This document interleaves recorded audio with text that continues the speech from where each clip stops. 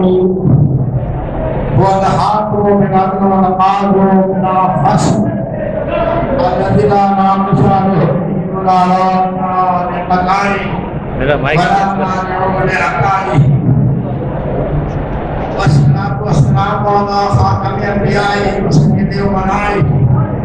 أبي القاسم محمد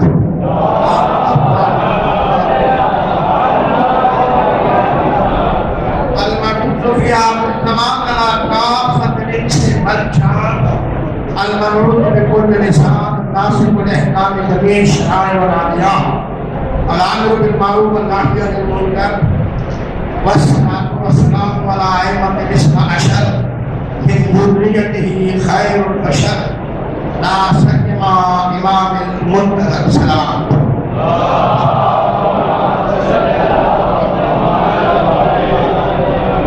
أسأل الله تعالى بولايته وتحت روايته وكل الشر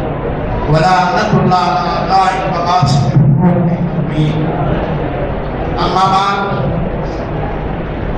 إنما كان البشر فصل لربك وانحر إن شانئك هو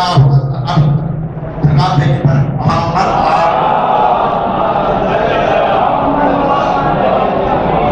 عزیزان گرامی پر یہ جلسہ اور یہ جلوس جس میں آپ حضرات پرانہمام تشریف فرما ہے یہ اس لیے برپا کیا گیا ہے کہ دنیا والوں کو ایک کم 1,24,000 انبیاء کرام کے بتائے ہوئے مطالب سمجھ میں نہیں آئے. میرے پیغمبر کو بھی ایسے حالات میں ایسے وقت میں بھیجا گیا، ایسی جگہ بھیجا گیا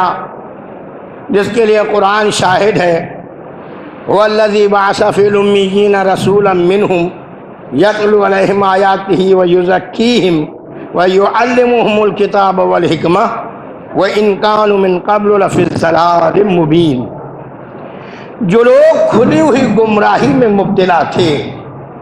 جو لوگ اپنی زندہ بچیوں کو درگور کر دیتے تھے، جو لوگ جانتے ہی نہیں تھے کہ بیٹی کا کیا حق ہے، جو جانتے ہی نہیں تھے کہ دختر نیک اختر ہمارے لیے کیا فضیلت رکھتی ہے، ایسے عالم میں پیغمبر اسلام کے یہاں آخری بیٹا حضرت عبداللہ نام ملقب بطاہر کا انتقال ہوا تو عاصم ابن وائل نامی شخص نے جا کر کے پیغمبر اسلام سے مسجد میں ملاقات کی، اور تھوڑی گفتگو کے بعد جب مسجد سے واپس آیا تو لوگوں نے پوچھا آپ کس سے باتیں کرتے تھے؟ تو اس نے کہا کہ معاذ اللہ معاذ اللہ معاذ اللہ، اس ابتر سے. عرب میں جس کے لڑکا نہیں ہوتا تھا اس کو ابتر کہتے تھے. ظاہر سی بات ہے کہ پیغمبر کو یہ سن کر قلق ہوا، رنج ہوا. تب حق تعالیٰ نے آپ کے تسلی خاطر کے لیے یہ سورہ بھیجا اور فرمایا بسم اللہ الرحمن الرحیم انا اعطیناک الکوثر. میرے پیغمبر ہم نے آپ کو کوثر عطا کیا ہے، پس آپ عبادت کیجئے اور خدا کی بارگاہ میں قربانی پیش کیجئے. بے شک آپ کا دشمن جو ہوگا وہی منقطع النسل ہو جائے گا. اور آج ہم اور آپ دیکھ رہے ہیں کہ کوئی بھی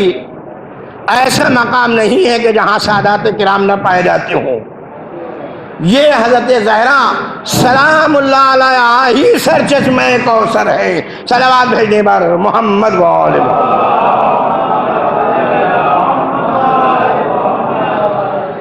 سرچشمہ کوثر جب حضرت زہرا قرار پا گئیں تو اب پیغمبر کا دل و جان چھڑکنا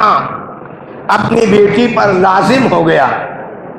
یہ وجہ تھی کہ جو پیغمبر کے یہاں جب بھی تشریف لاتی تھیں تو پیغمبر اپنی جگہ سے اٹھ جاتے تھے، تھوڑے دور جاتے تھے، 2 قدم چلتے تھے، فاطمہ کا ہاتھ لے کر چومتے تھے اور اٹھا کر کے اپنی جگہ لا کر بٹھا دیتے تھے۔ یہ عظمت پیغمبر کا بتلانا مقصود یہ تھا کہ تم جو کہتے ہو کہ بنونا بنو ابنائنا و بناتنا الا بعیدا، تم جو لوگ کہتے ہو کہ بیٹے تو ہمارے بیٹے جیسے ہیں لیکن بیٹیاں تو ہماری دشمن ہیں، یہ تو دوسروں کے گھروں کی نوکرانی بن جاتی ہیں۔ لہذا عربی بدو اپنے ذوم ناقص میں سے برا سمجھتے تھے، لیکن پیغمبر نے اسی بیٹی کو اتنا بلند مقام دیا کہ کہنے والے کو کہنا پڑا کہ دختر ہے رحمت اور پسر نعمت خدا۔ دختر ہے رحمت، نبی کریم کی حدیث ہے کہ بیٹے نعمت ہے، نعمت کا حساب ہوگا، نعمت کم و زیادہ ہوتی ہے،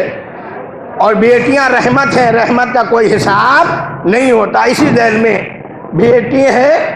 دختر ہے رحمت اور پسر نعمت خدا۔ اب کہیے کتنی صاحب عظمت ہے فاطمہ، کل عالموں کے واسطے رحمت ہے مصطفیٰ اور مصطفیٰ کے واسطے رحمت ہے فاطمہ۔ کل عالموں کے واسطے رحمت ہے مصطفیٰ اور مصطفیٰ کے واسطے رحمت ہے فاطمہ۔ وہ فاطمہ کہ جو اپنے باپ کو جنگ پر جب واپس آتے تھے تو پیار سے ان کے زخموں کو دھلاتی تھی، روئی سے پوچھتی تھی، دوسرے کپڑے پہناتی تھیں۔ وہ فاطمہ کہ جن کے لیے پیغمبر نے فرمایا، جب آپ کی زوجہ نے سوال کر لیا کہ آپ فاطمہ کو بہت زیادہ چاہتے ہو، تو آپ نے فرمایا اے عائشہ تمہیں کیا معلوم، اگر میں یہ بات بتا دوں کہ میں فاطمہ کو کیوں سب سے زیادہ چاہتا ہوں تو تم بھی اس سے پیار کرنے لگو گی، تم بھی اس سے پیار کرنے لگو گی۔ تو عزیزان گرامی،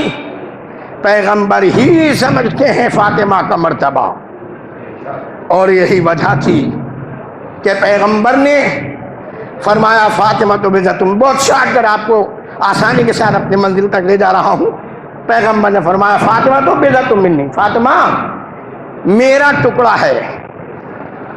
ٹکڑے کا مطلب جگر کا ٹکڑا جو لوگ کہتے ہیں، میں نہیں مانتا اس بات کو، بہرحال مفسر کو حق ہے اپنی سمجھداری بیان کرنے کا، لیکن مقصد یہ کہ پیغمبر کی رسالت کا ٹکڑا ہے فاطمہ۔ آپ ذرا سوچیں کہ مردوں کو تعلیم دینا پیغمبر کے لیے بہت آسان تھا، اس لیے کہ اس باغ میں طرح طرح کے پھول پہلے ہی کھل چکے تھے، آدم آ چکے تھے، نوح آ چکے تھے، ابراہیم آ چکے تھے، موسیٰ آ چکے تھے، حضرت عیسیٰ علیہ السلام آ چکے تھے، لیکن پیغمبر اسلام نے جناب فاطمہ زہرا کو تنے تنہا سارے عالمین کی عورتوں کے لیے سردار بنایا۔ ایک زہرا ہر ایک معصوم عورت کا، ہر ایک جنت کی عورت کا، ہر ایک عالمین میں رہنے والی عورت کے لیے نمونہ خاص ہے، اور جس کا کردار فاطمہ سے نہیں ملتا وہ عورت کہلانے کی مستحق نہیں ہے، وہ عورت کہلانے کی مستحق نہیں ہے۔ اے کنیزان فاطمہ زہرا، خوش آمدید کہ آپ کو فاطمہ زہرا سے نمونہ عمل ملا۔ عزیزان گرامی، یہی فاطمہ زہرا، آپ کو یہ سن کر حیرت ہوگی کہ یہی فاطمہ زہرا جن کی عمر مبارک صرف اور صرف 18 سال تھی، 18 سال میں اس دنیا سے رخصت ہو گئی۔ عالم یہ تھا کہ آپ کے سر کے بال سفید ہو گئے تھے۔ کبھی آپ نے دیکھا ہے دنیا میں ایسا ظلم و ستم کہ 18 سال کی بچی کے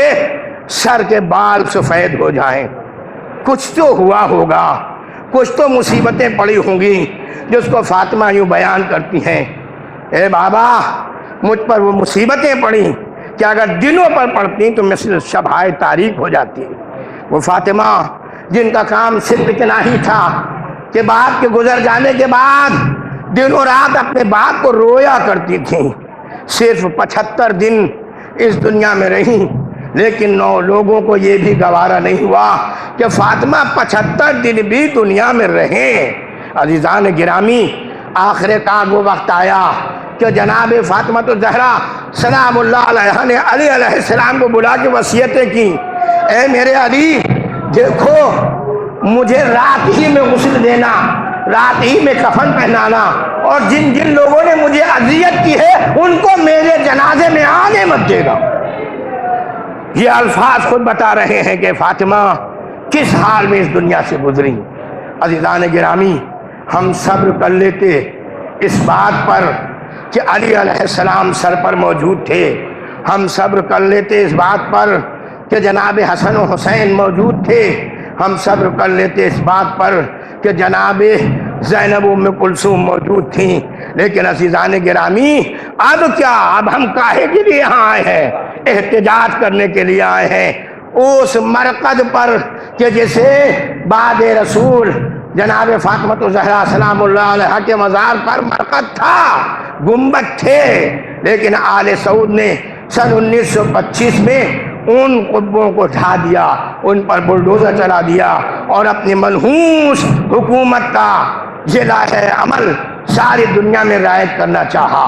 عزیزان گرامی، اس لیے ہم ان کو ہمیشہ